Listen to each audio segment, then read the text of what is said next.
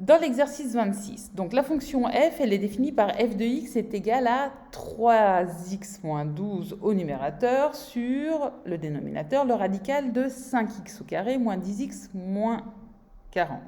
On doit déterminer le domaine de définition de f, donc on commence par les conditions d'existence.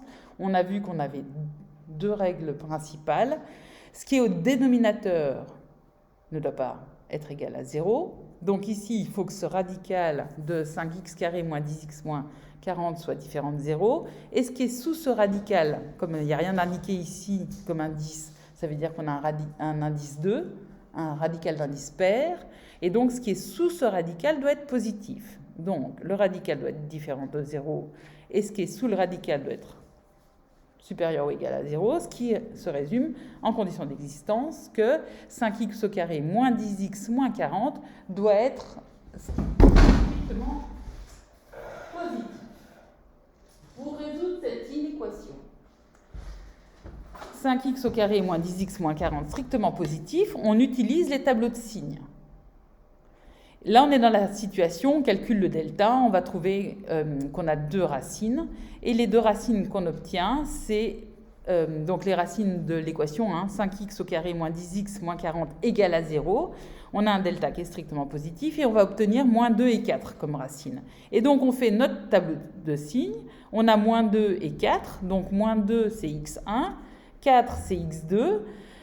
On a, ici, j'ai tracé la parabole, parce que j'ai petit a qui vaut 5, donc petit a est strictement positif, je suis dans cette situation.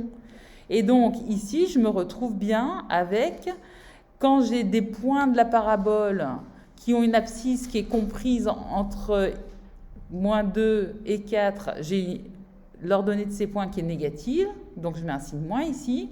Et quand j'ai des points de la parabole qui ont une abscisse qui est plus petite que moins 2 ou plus grande que 4, ces points ont une ordonnée qui est positive. Et donc, c'est pour ça qu'ici, j'ai un plus. Donc, le tableau de signes, ça peut aller très vite. Là, j'ai fait exprès de l'écrire à la main pour vous montrer que, moi aussi, forcément, sur ordinateur, c'est plus propre. Mais après, c'est qu'on arrive à se lire.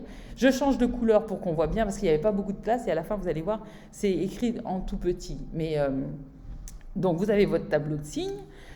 Le détail des calculs, je m'en moque un petit peu, mais il faut que vous l'ayez indiqué pour ne pas écrire des bêtises.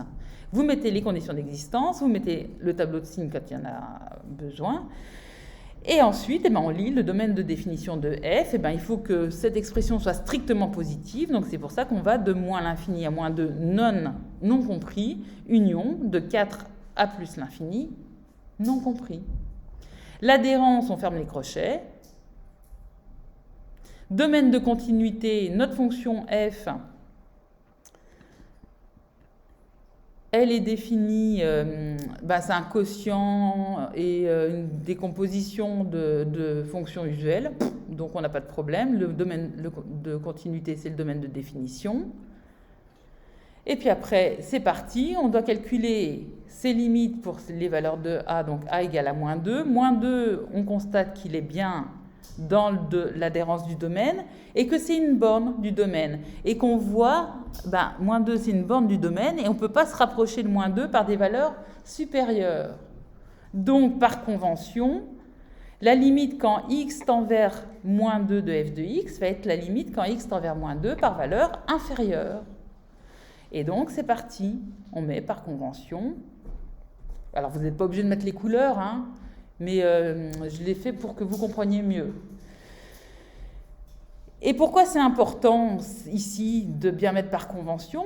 C'est parce que 5x au carré moins 10x moins 40, quand x tend vers moins 2 par valeur inférieure, parce que quand x tend vers moins 2 par valeur supérieure, ce radical, il n'existe pas. Et donc, on va bien avoir le radical de quelque chose qui est positif. OK ? Et au numérateur, qu'est-ce que je fais ? Je remplace x par moins 2. Donc, 3 fois moins 2, moins 12. Ça fait 3 fois moins 2, ça fait moins 6. Moins 6, moins 12, ça fait moins 18. Donc, ici, je me retrouve avec moins 18 sur 0 plus. Et j'utilise les petits tableaux là, avec ce qu'on avait vu sur les formes indéterminées, quand on a une multiplication. puisque divisé par un nombre revient à multiplier par son inverse.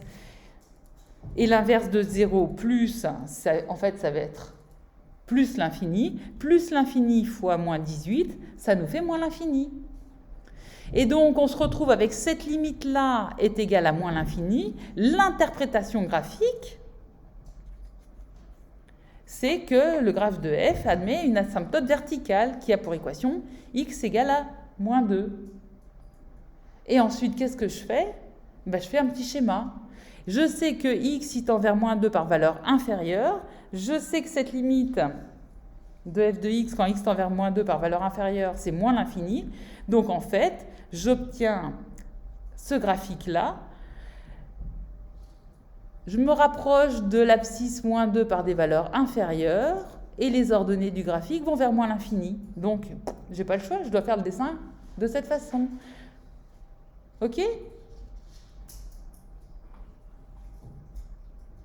Est-ce qu'il y a des questions pour la question 2A?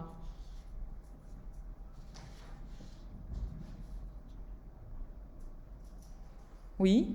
Mais je ne comprends pas comment on peut arriver à 0 plus. Je ne comprends pas, il sort où 0 plus.